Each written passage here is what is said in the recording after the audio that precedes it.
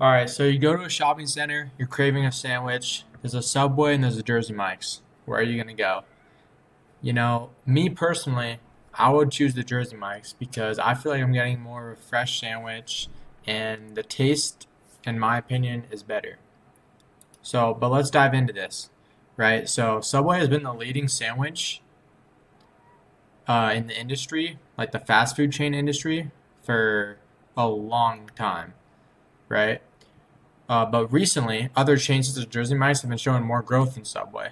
So, in this short period of like 5 years, 10 years, the growth for Jersey Mike's has been a lot better than Subway, despite Subway being so much larger, right? And the underlying problems to why this is happening must be looked at, right? So, after looking at this and doing extensive research, I came to the conclusion that the two main things that was causing Subway's declining growth is their poor social media presence and how they fall short of the Eat Fresh promise, which is what we're going to dive into first, right? So obviously you've heard Subway Eat Fresh, that's their big slogan, and the issue with that is customers don't actually perceive their ingredients as fresh.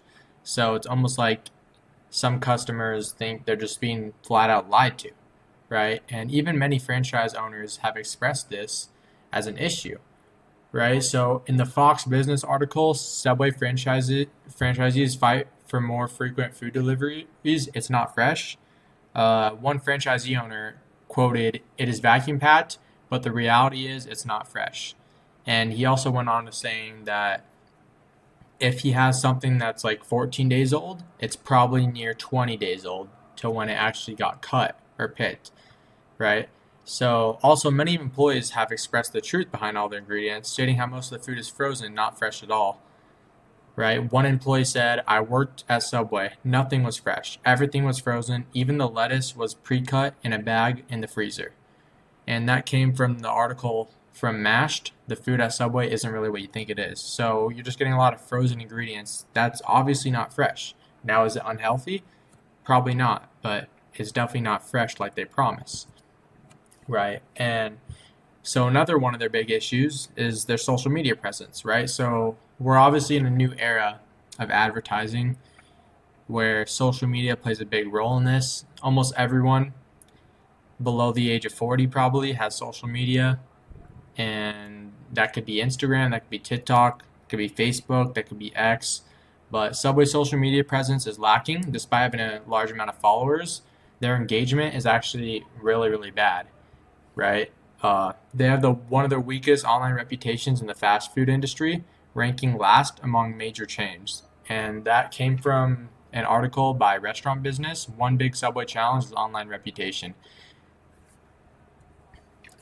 So their competitive field. So their key competitors, obviously, the first two that came to my head, first two that come to most people's head is going to be Jersey Mike's and Jimmy John's. Firehouse Subs is also there, but these two are most alike with Subway as is an assembly line, fully customizable sandwich. And they obviously have a big variety of subs as well, both hot and cold. So between these two competitors, Subway still maintains a lead in total sales and stuff by a good amount, but the competition is stepping up. As I mentioned earlier, the growth of their competition is actually increasing more than Subway's growth is.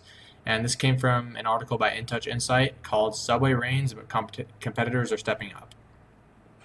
So consumers are starting to value Jersey Mike's and Jimmy John subs more, uh, as seen by Stephen John, who tried all three classic sub sandwiches or classic club sandwiches and was disappointed with Subway sub. And this came from a Business Insider article titled "I tried club sandwiches from Subway, Jimmy John's, and Jersey Mike's, and there's one I wouldn't order again." As you may have guessed, the one he would never order again is Subway's club. So future directions. So obviously they're a really large company. Their name's not going to go away, but in order to improve their growth, they're going to have to take action. And I came to the conclusion that they would need to get a major adjustment in their ingredients.